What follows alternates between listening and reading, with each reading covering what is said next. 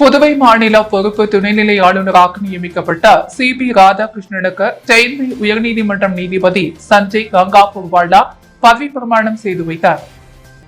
தெலுங்கானா ஆளுநர் புதுவை துணைநிலை ஆளுநர் தமிழிசை சவுந்தரராஜன் ராஜினாமா செய்ததை அடுத்து ஜார்க்கண்ட் ஆளுநர் சி.பி. ராதாகிருஷ்ணன் தெலுங்கானா புதுவை பொறுப்பு துணைநிலை ஆளுநராக நியமிக்கப்பட்டார். தெலுங்கானா ஆளுநராக புதன்கிழமை அவர் பதவியேற்ற நிலையில் புதுவை பொறுப்பு துணைநிலை ஆளுநராக வெள்ளிக்கிழமை பதவி ஏற்பார் என்று அறிவிக்கப்பட்டது. அதன்படி புதுவை ஆளுநர் மாளிகையில் வெள்ளிக்கிழமை இரவு 7:30 மணியளவில் நடைபெற்ற விழாவில் சி.பி. ராதாகிருஷ்ணனுக்கு சென்னை உயர்நீதிமன்றம் நீதிபதி சஞ்சய் கங்கா பூர்வாலா பதவி பிரமாணம் செய்து வைத்தார். பொறுப்பு துணைநிலை ஆளுநர் சி.பி. ராதாகிருஷ்ணனுக்கு முதல்வர் ரங்கசாமி பொன்னாடை அணிவித்து நினைவு பரிசு வழங்கினார். நிகழ்ச்சியில் புதுவை சட்டப்பேரவைத் தலைவர் செல்வம், அமைச்சர்கள் லட்சுமி நாராயணன், தேனி ஜெயக்குமார், சாய்ஜி சரவணகுமார், திருமுருகன், தலைமைச் செயலர் சரத் சௌஹான் உள்ளிட்டோர் கலந்து கொண்டனர். முன்னதாக சி.பி. ராதாகிருஷ்ணன் செய்தியாளர்களிடம் கூறும்பொழுது, ஆளுநருக்கான அதிகாரத்தின்படி மக்கள் நலத்திட்டங்களை முழுமையாக மேற்கொள்வேன். மக்களுக்கு பயனளிக்கும் வகையில் புதுவை அரசுக்கு முழுமையாக ஒத்துழைப்பேன். மாநிலத்தின் முன்னேற்றத்திற்கும் முட்டுக்கட்டையாக இருக்க மாட்டேன். எனது அலுவலகத்தில் கோப்புகள் காத்திருக்கும் நிலையை அனுமதிக்க மாட்டேன். அரசியல் சாசனத்திற்கு எதிரான கோப்புகளுக்கு ஒப்புதல் அளிக்க மாட்டேன் என்று சி.பி. ராதாகிருஷ்ணன் தெரிவித்தார்.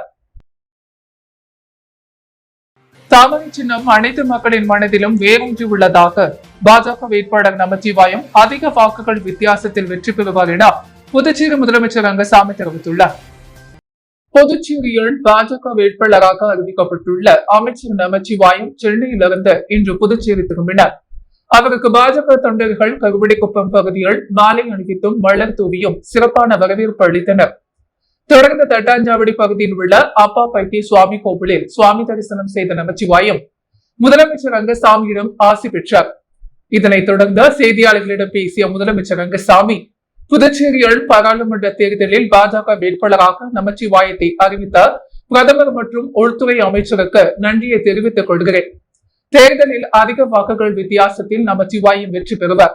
மக்களவை தேர்தலுக்காக பாஜக அறிவித்துள்ள அனைத்து வாக்குறுதிகளும் புதுச்சேரிக்கு பொருந்தும். மத்திய அரசின் திட்டங்கள் அனைத்தும் புதுச்சேரி மக்களுக்கு சென்றடைந்துள்ளது.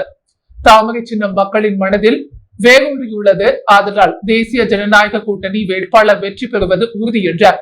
இதனைத் தொடர்ந்து தேசிய பாஜக வேட்பாளர் நமச்சிவாயம் நடைபெறவுள்ள மக்களவை தேர்தலில் புதுச்சேரி மக்களின் பேராதரவுடன் மிகப்பெரிய வெற்றி பெறுவேன். பாராளுமன்ற உறுப்பினராக தேர்வாகி மத்திய அரசின் பல்வேறு திட்டங்களை புதுச்சேரிக்கு பெற்றுத் தருவேன். கடந்த 25 ஆண்டுகளாக மாநில அரசியல் மக்கள் பணியாற்றி வந்த என்னை பிரதமர் தேசிய அரசியலுக்கு அழைத்ததால் தற்போது அங்கு செல்கிறேன். கடந்த 3 ஆண்டுகளில் புதுச்சேரி மக்களுக்கு கொடுத்த வாக்குறுதிகளை நிறைவேற்றியுள்ளோம். மக்கள் மீண்டும் மோடியை விரும்புகின்றனர். அதனால் நிச்சயம் வெற்றி பெறுவோம் என்றவர் விரைவில் வேட்புமனு தாக்கல் செய்யப்படும் என்றார். புதுச்சேரியில் ஆவணங்களின்றி எடுத்துச் சென்ற 3,47,00,000 ரூபாயை தேர்தல் பறக்கும் படையினர் பறிமுதல் செய்தனர். மேலும் பணத்தை ஏடிஎம்மில் நிரப்பாமல் வாகனத்தில் வைத்து சுற்றியது ஏன் என விசாரணை நடத்தி வருகின்றனர். பாராளுமன்ற தேர்தலையொட்டி புதுச்சேரி தமிழக எல்லை பகுதிகளில் காவல்துறையினர் உதவியுடன் தேர்தல் பறக்கும் படையினர் தீவிர வாகன சோதனையில் ஈடுபட்டு வருகின்றனர். அதுகூட புதுச்சேரி திண்டிவனம் சாலையில் ஜிக்மர் எல்லையில் உதவி தேர்தல் அதிகாரி யஷ்வந்த் ஐயா தலைமையில் தேர்தல் துறை பறக்கும் படையினரும் காவல்துறையினரும் சோதனையில் ஈடுபட்டனர். அப்போது அந்த வழியாக வந்த ஏடிஎம்மிற்கு பணம் நிரப்பும் தனியார் வாகனம் வந்தது. அந்த வாகனத்தை நிறுத்தி தேர்தல் பறக்கும் படையினர் சோதனை செய்தனர். சோதனையில் கோடிக்கணக்கில் கட்டுக்குள்ளாக ரூபாய் 500 புதிய நோட்டுகளும் பழைய நோட்டுகளும் இருந்தன. இவற்றுக்கு உரிய ஆவணங்கள் வாகனத்தில் இருந்தவர்களிடம் இல்லை. அவர்கள் வைத்திருந்த ரசீதில் ஜனவரி 21ஆம் தேதி பணம் எடுத்ததற்கான ஆதாரம் இருந்தது. ஆனால் இன்று வரை பணத்தை ஏடிஎம்மில் நிரப்பாமல் வாகனத்தில் வைத்து சுற்றியது ஏன் என்ற சந்தேகம் ஏற்பட்டது. இதையடுத்து அதிகாரிகள் வாகனத்தையும் அதிலிருந்த 2 நபர்களையும் புதுச்சேரி கணக்கு மற்றும் கருவூல அலுவலகத்திற்கு அழைத்துச் சென்றனர். அங்கு பணத்தை எண்ணி பார்த்ததில் ரூபாய் 3,47,00,000 இருப்பது தெரிய வந்தது. மேலும் ரூபாய் 98,00,000 ஏடிஎம் எந்திரங்களில் நிரப்பியதாகவும் ரூபாய் 1 கோடி வங்கி அலுவலகத்தில் உள்ளதாகவும் அவர்கள் தெரிவித்துள்ளனர். இதனால் ஒட்டுமொத்தமாக ரூபாய் 5 கோடிக்கு மேல் பணம் பரிமாற்றம் செய்ய இருந்த நிலையில் ஆவணங்கள் ஏதும் இல்லாத காரணத்தால் பணம் பறிமுதல் செய்யப்பட்ட கணக்கு கருவூலத்தில் வைக்கப்பட்டுள்ளது. வருமான வரித்துறை அதிகாரிகள் விசாரணைக்கு பிறகு உரிய ஆவணங்கள் காண்பித்தால் பணம் திரும்ப ஒப்படைக்கப்படும் என தேர்தல் அதிகாரி யஷ்வந்த் ஐயா தெரிவித்தார். புதுச்சேரி துணைநிலை ஆளுநராக பதவியேற்ற சி.பி. ராதாகிருஷ்ணன் என்ற காலை மணக்குள விநாயகர் ஆலயத்தில் சுவாமி தரிசனம் செய்தார். தெலுங்கானா ஆளுநர் புதுவை துணைநிலை ஆளுநர் தமிழிசை சவுந்தரராஜன் ராஜினாமா செய்ததை அடுத்து ஜார்க்கண்ட் ஆளுநர் சி.பி. ராதாகிருஷ்ணன் தெலுங்கானா புதுவை பொறுப்பு துணைநிலை ஆளுநராக நியமிக்கப்பட்டார். தொடர்ந்து புதுவை ஆளுநர் மாளிகையில் வெள்ளிக்கிழமை இரவு 7:30 மணியளவில் நடைபெற்ற விழாவில் சி.பி. ராதாகிருஷ்ணனுக்கு சென்னை உயர்நீதிமன்றம் நீதிபதி சஞ்சய் கங்கா பூர்வானா பதவி பிரமாணம் செய்து வைத்தார். தொடர்ந்து இன்று காலை அவர் பிரசித்தி பெற்ற மணக்குள விநாயகர் ஆலயத்திற்கு வந்து சுவாமி தரிசனம் செய்தார். முன்னதாக கோயில் நிர்வாகிகள் பூரண கும்ப மரியாதையுடன் துணைநிலை ஆளுநர் சி.பி. ராதாகிருஷ்ணனை வரவேற்றனர். பாஜக வேட்பாளர் நமச்சிவாயத்திற்கு பாஜகவினர் வரவேற்பு அளித்த நிலையில் காய்வடிக்குப்பம் பகுதியில் சுமார் 1 மணி நேரத்திற்கு மேலாக போக்குவரத்து பாதிப்பு ஏற்பட்டது. பாஜக சார்பாக உள்துறை அமைச்சர் நமச்சிவாயம் பாராளுமன்ற தேர்தலில் போட்டியிடுவார் என பாஜக மேலிடம் அறிவித்தது. இதனை அடுத்து சென்னையிலிருந்து புதுச்சேரி திரும்பிய பாஜக வேட்பாளர் நமச்சிவாயத்திற்கு பாஜகவினர் கருவடிக்குப்பம் சிவாஜி சிலை அருகே ஒன்று கூடி அமோக வரவேற்பு அளித்தனர். தேர்தல் நன்னடத்தை விதிமுறையை மீறி சுமார் 100க்கும் மேற்பட்ட ஒன்று கோடி மாலை பூங்கொத்து கொடுத்து வரவேற்பு வழங்கினார். இதனால் 1 மணி நேரத்திற்கு மேலாக அப்பகுதியில் போக்குவரத்து நெரிசல் ஏற்பட்டது. மேலும் பாஜகவினர் வேட்பாளருக்கு வாழ்த்து தெரிவிக்க முட்டி மோதி கொண்டதால் அப்பகுதியில் காவல்துறையினருக்கும் பாஜகவினருக்கும் லேசான தள்ளுமுள்ளி ஏற்பட்டது. குனிச்சம்பட்டு மார்க்கெட்டில் கமிட்டியில் விளைபொருட்களுக்கு வியாபாரிகள் விலை நிர்ணயம் செய்த வராததை கண்டித்து விவசாயிகள் சாலை மறியலில் ஈடுபட்டனர். திருப்பூர் அடுத்த குனிச்சம்பட்டில் அரசு மார்க்கெட் கமிட்டி செயல்பட்டு வருகிறது. இங்கு புதுச்சேரி மற்றும் தமிழக பகுதியைச் சேர்ந்த விவசாயிகள் தங்களது விளைபொருட்களை விற்பனை செய்து வருகின்றனர். இந்த நிலையில் விவசாயிகள் நேற்று கொண்டு வந்த விளைபொருட்களுக்கு விலை நிர்ணயம் செய்ய வியாபாரிகள் யாரும் மாலை 3 மணி வரை கமிட்டிக்கு வரவில்லை.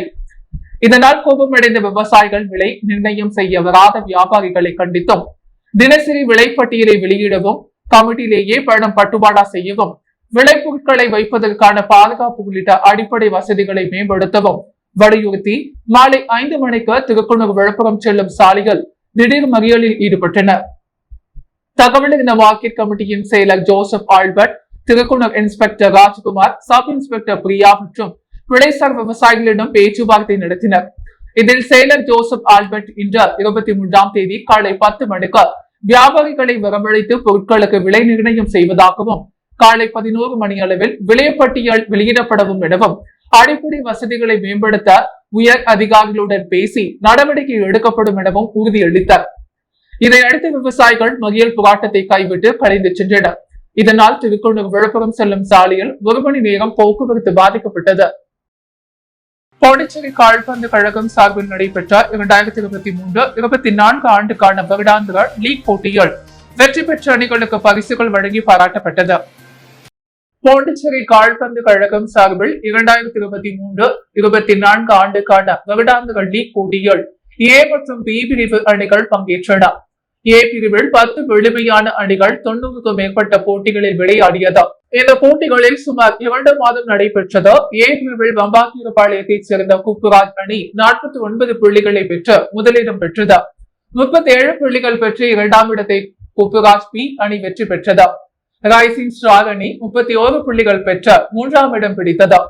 பி பிரிவில் பாண்டிச்சேரி பல்கலைக்கழகம் முதலிடத்தையும் சத்யபாமா பல்கலைக்கழகம் 2ஆம் இடத்தையும் அணை எஃப்சி 3ஆம் இடமும் பிடித்தது. தொடர்ந்து பரிசளிப்பு விழா பாண்டிச்சேரி பல்கலைக்கழகத்தில் நடைபெற்றது. சிறப்பு விருந்தினராக துணைவேந்தர் பேராசிரியர் தர்டிகரசு, கௌரவ விருந்தினராக பேராசிரியர் கிளமெண்ட் சகாய ராஜா, டாக்டர் இளையராஜா, டாக்டர் பிரவீன் ஆகியோர் கலந்து கொண்டு வெற்றி பெற்ற அணிகளுக்கு பரிசுகளை வழங்கி பாராட்டினர். மேலும் நிகழ்ச்சியில் கால்பந்து சங்க உறுப்பினர்கள் தலைவர் நெஸ்தர், செயலாளர் தனேசேகரன், துணைத் தலைவர் கிருஷ்ணமூர்த்தி, பொருளாளர் துர்கசாமி, துணை செயலாளர் பன்னீர்செல்வம், ராமலிங்கம், முனியாண்டி, ஆறுமுகம், பெரியாண்டி, கணேசன், சுகுமாரன் மற்றும் நிர்வாகிகள் பல கலந்து கொண்டனர். பாண்டிச்சேரி கால்பந்து கழகம் சார்பில் நடைபெற்ற 2023-24 ஆண்டுக்கான வருடாந்திர லீக் போட்டியில் வெற்றி பெற்ற அணிகளுக்கு பரிசுகள் வழங்கி பாராட்டப்பட்டது. இந்தியா கூட்டணியில் புதுச்சேரி மக்களவை தொகுதி காங்கிரஸ் கட்சிக்கு ஒதுக்கப்பட்டது. அவரை தொடர்ந்து காங்கிரஸ் கட்சியின் வேட்பாளராக தற்போதைய எம்பி வைத்திலிங்கம் மீண்டும் களம் இறக்கப்பட்டுள்ளார். இந்த நிலையில் புதுச்சேரி காங்கிரஸ் கட்சியில் உள்ள வைத்திலிங்கத்தின் ஆதரவாளர்கள் அவர் வெற்றி பெற வேண்டி வடபழனி விநாயகர் ஆலயத்தில் சிறப்பு தரிசனத்திற்கு ஏற்பாடு செய்யப்பட்டார். தொடர்ந்து 508 தேங்காய் உடைத்து அபிஷேகம் நடைபெற்றது.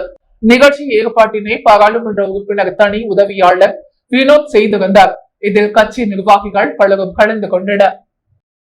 மயிலம்பள்ளி தெய்வானை சிவசுப்பிரமணிய சுவாமி கோயிலில் பங்குனி உத்திர திருவிழாவை ஒட்டி நடைபெற்ற தேரோட்டத்தில் திரளான பக்தர்கள் பங்கேற்று சுவாமி தரிசனம் செய்தனர்.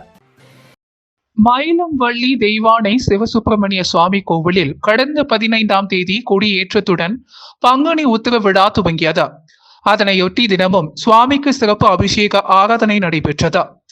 இன்று காலை பங்குனி உத்திர தேரோட்டம் நடைபெற்றது. பல்வேறு மாவட்டங்களிலிருந்து திரளான பக்தர்கள் கலந்து கொண்டு தேரை வடம் பிடித்து இழுத்து சுவாமி தரிசனம் செய்தனர். தொடர்ந்து நாளை 24ஆம் தேதி காலை தீர்த்தவாரி உற்சவமும் தொடர்ந்து இரவு தெப்பல் உற்சவமும் நடக்கிறது. 25ஆம் தேதி முதல் பல்லக்கு உற்சவம் நடக்கிறது. ஏற்பாடுகளை மயிலம் பொம்முக ஆதீனம் 20ஆம் பட்டம் சிவஞான பாலய சுவாமிகள் செய்து வருகிறார். புதுவையின் அன்றாட நிகழ்வுகளை காண பாண்டி ஹெட்லைன்ஸ் யூடியூப் சேனலை சப்ஸ்கிரைப் பண்ணுங்க.